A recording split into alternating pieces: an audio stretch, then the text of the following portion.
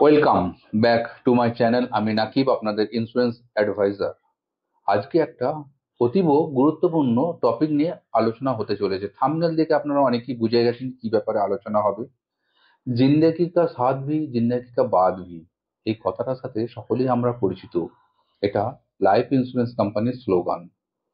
এই জিন্দেগি কা সাথ ভি জিন্দেগি কা বাদ ভি করতে গিয়ে এখানে সমস্যা একটা সৃষ্টি হয়। সেটা হয়, এটা ইন্স্যুরেন্স কাম ইনভেস্টমেন্টের স্লোগান এক ধরনের, যেখানে আপনি একটা টাইমের পরে মানি রিটার্নও পাচ্ছেন। সেক্ষেত্রে দেখা যায়, না আমরা ইন্স্যুরেন্সটা আপার সাম ইন্স্যুরেন্স নিতে পারি যারা মধ্যবিত্ত আছে, 5 লাখ 10 লাখ ম্যাক্সিমাম হয়ে থাকে, বেশিরভাগ ক্ষেত্রে বলছি, সবার ক্ষেত্রে নয়। আর ইনভেস্টমেন্ট রিটার্নও অনেক কম আসে। এই ফর্মুলায় চললে, গতানুগতিক যে ফর্মুলায় সাধারণ নিম্ন মধ্যবিত্ত সোসাইটি চলেছে, তাদের জন্যই আজকে ভিডিওটা বানানো। এই জিন্দিগি কা সাথ ভি আর জিন্দেগি কা বাদ ভি দুটো টপিক যদি আলাদা করে দেওয়া হয়, তাহলেই কিন্তু বেশি বেনিফিটেড হব আমরা।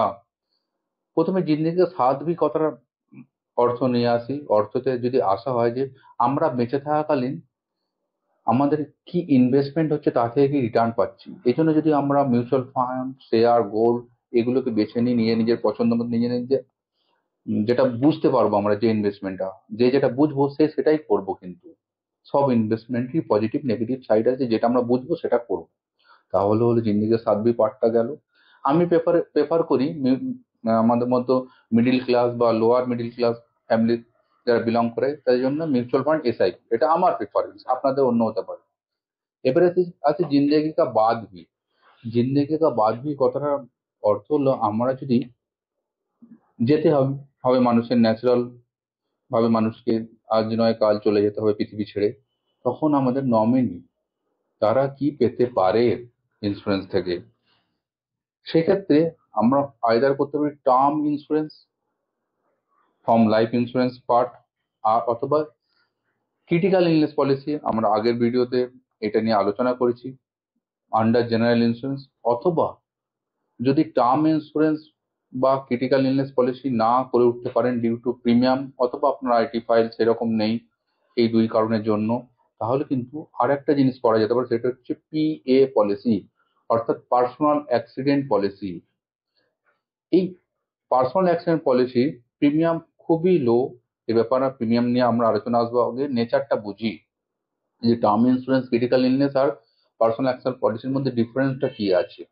টার্ম ইন্স্যুরেন্স হচ্ছে one of the best thing. Term insurance with critical illness যদি নেওয়া হয়, আরো বেটার হয়ে গেল।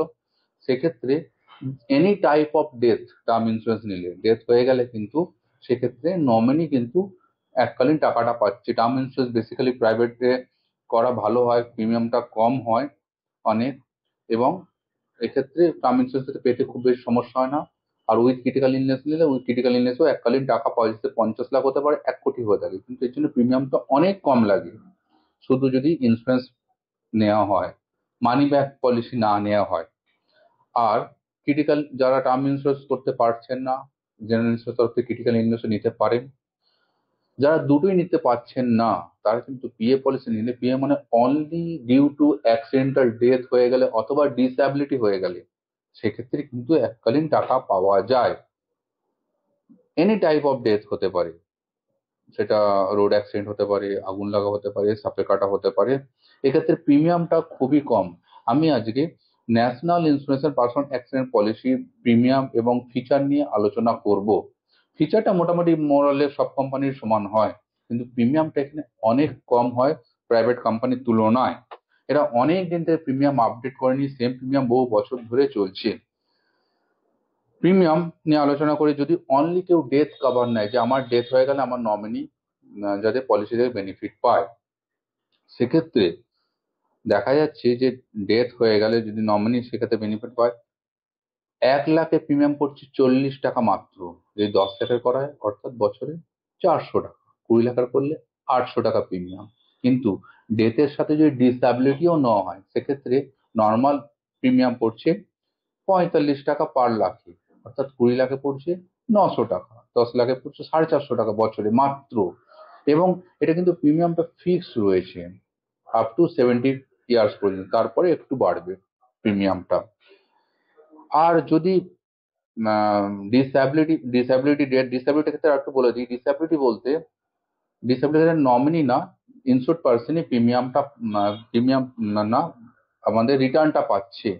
সেক্ষেত্রে ডিসএবিলিটি বলতে দুটো দুটো হাত, দুটো দুটো দুটো পা এবং দুটো চোখ, তার মধ্যে যে কোনো দুটো অর্গান যদি ডিসেবল হয়ে যায় ডিউ টু অ্যাক্সিডেন্ট, তাহলে কিন্তু ফুল টাকাটাই পাচ্ছে। অথবা একটা অর্গান ডিসেবল হয়ে যায় যদি, তাহলে কিন্তু 50% অফ সাম ইনসিওর্ড ক্লেম করতে পারবে। আর যদি কোনো অর্গানিক ডিসেবল হলো না, বাট বডি প্যারালাইজ হয়ে গেল কোনো কারণে ডিউ টু অ্যাক্সিডেন্ট, তাহলে কিন্তু 100% সাম ইনসিওর্ডের টাকাটা কিন্তু ইনসিওর্ড পার্সন রিটার্ন পাচ্ছে এই সামান্য পরিমাণ প্রিমিয়াম দিয়ে। এছাড়া আরো দুটো বেনিফিট আছে, সেটা হচ্ছে permanent partial disability. Permanent partial disability কি? ধরুন কারোর হাত ভেঙে গেছে, এটা হচ্ছে টেম্পোরারি ডিসেবল হচ্ছে। কিন্তু কারো ধরুন আঙুল কাটা গেছে, এটা হচ্ছে পার্মানেন্ট পার্সিয়াল ডিসএবিলিটি। এক্ষেত্রে প্রিমিয়ামটা বেশি হয়ে যায়, প্রিমিয়াম নিয়ে পরে আসছি আমরা। আর একটা হচ্ছে টেম্পোরারি টোটাল ডিসএবল, মানে এই যে বললাম হাত ভেঙে গেছে, টেম্পোরারি টোটাল ডিসএবলমেন্ট হচ্ছে, পরে কিন্তু ওটা রিকভার হয়ে যাবে। এটাও কিন্তু করা যায়, কিন্তু নির্দিষ্ট কোনো ক্যাটাগরি ক্ষেত্রে। এই বিষয়ে আসি, টেম্পোরারি ডিসএবিলিটির ক্ষেত্রে কি বেনিফিট পাওয়া যাবে?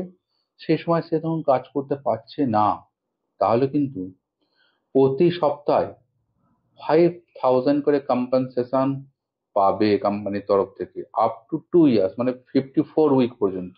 যদি সে 1 লাখ টাকারও পলিসি করে থাকে, তাহলেও কিন্তু এত টাকা পাচ্ছে। 2 বছর সে বসে বসে ইনকাম করতে পারছে।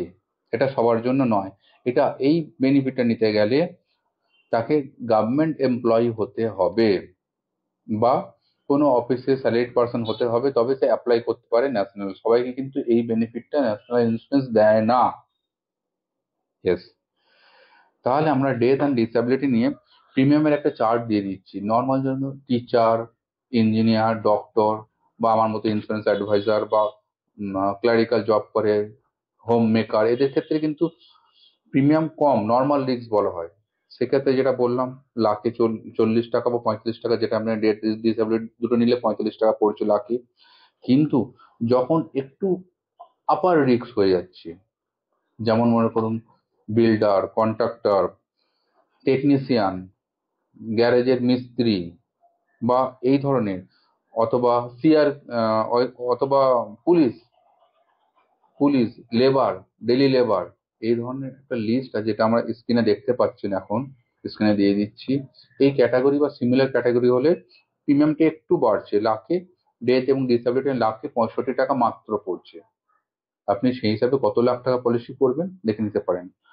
এছাড়া হচ্ছে হেভি রিস্ক, যাদের হেভি রিস্ক, যেমন হাই টেনশন লাইনে কাজ করে, মাইনে কাজ করে, এবং সিআরপিএফ জওয়ান, এই ধরনের একটা ক্যাটাগরি আছে, যেটা আপনি স্ক্রিনে দেখতে পেয়েছেন যে হেভি রিস্কের কোন ক্যাটাগরি পড়ছে।